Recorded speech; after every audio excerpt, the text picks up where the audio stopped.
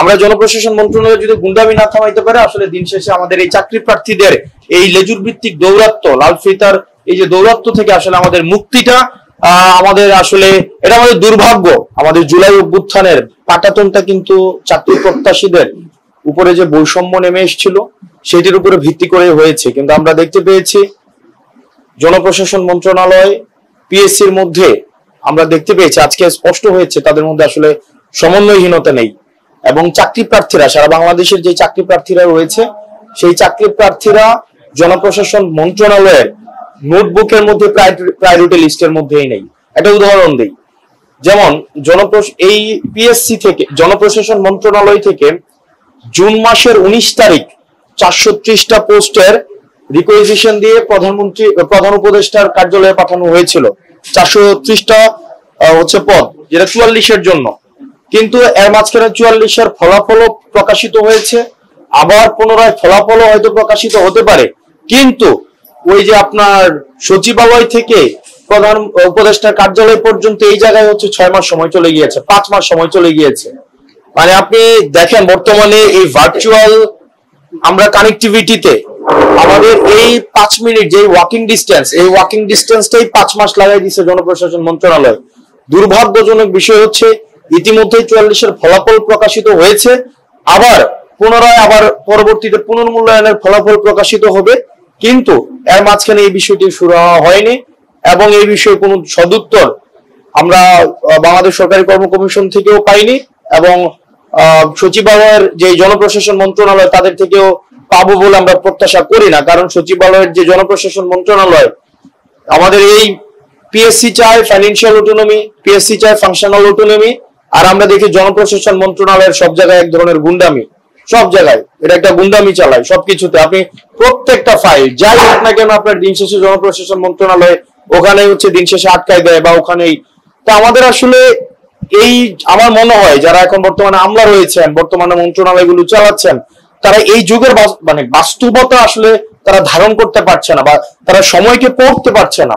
এবং এই সময়ের প্রয়োজন যদি আপনি পড়তে না পারেন, আপনি যদি মানদাতার আমলের ওই সিস্টেমকে হচ্ছে বলবৎ করার জন্য আপনি সবসময় এক ধরনের মনস্তাত্ত্বিক একটা পশ্চাৎপদতা থাকে, তাহলে কিন্তু এই সময়কে আপনি কখনোই ধারণ করতে পারবেন না। এবং আপনি যদি যুগের সাথে যুগকে ধারণ করতে না পারেন, তখন এই যুগের আমরা যারা আছি আমাদের ক্রোধ অবশ্যই বিস্ফোরিত হবে। এই কারণে আমরা জনপ্রশাসন মন্ত্রণালয়কে বলবো যে আপনারা সংস্কারের মধ্য দিয়ে, আমরা জনপ্রশাসন মন্ত্রণালয় সংস্কারের প্রস্তাবনা দেওয়া হয়েছিল, সেটির মধ্যে আমরা এক ধরনের ওই যে লেজুর বৃত্তি আছে না, ওই যে একদম এই টেবিল থেকে ওই টেবিল, ওই টেবিল থেকে ওই টেবিল, এটাও 6-7 মাস লেগে যাবে।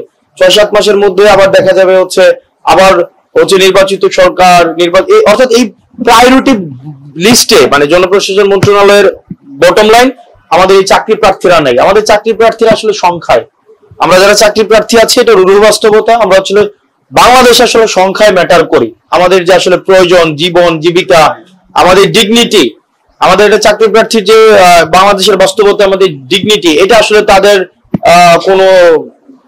প্রায়োরিটি লিস্টের মধ্যেই নাই। আমরা তো আসলে চাকরি প্রার্থী ছিলাম, আমরা দেখেছি যে আমাদের বাস্তবতা এমন এই সময় এসে আমাদের 3 বেলার জায়গায় 2 বেলায় খাইতে হয়।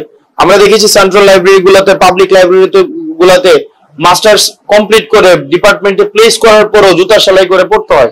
জুতা সেলাই করে আমরা দেখেছি তাদের জীবন মানে এমন হয় যে আসলে তখন মানে আমাদের অফুরন্ত সম্মান থাকে। একটা ঢাকা ইউনিভার্সিটি থেকে, পাবলিক ইউনিভার্সিটি বা ন্যাশনাল ইউনিভার্সিটি থেকে একটা ছেলে যখন পাশ করে বের হয়, সমাজ কিন্তু তাকে সম্মানটা দেয় এবং তার থেকে কিন্তু পরিবার প্রত্যাশা করে, কিন্তু সেই পরিবার প্রত্যাশা এবং সম্মানের আনুপাতিক হারে কিন্তু আমরা পরিবার এবং সমাজে কিন্তু আমরা হচ্ছে কোনো কন্ট্রিবিউট করতে পারি না।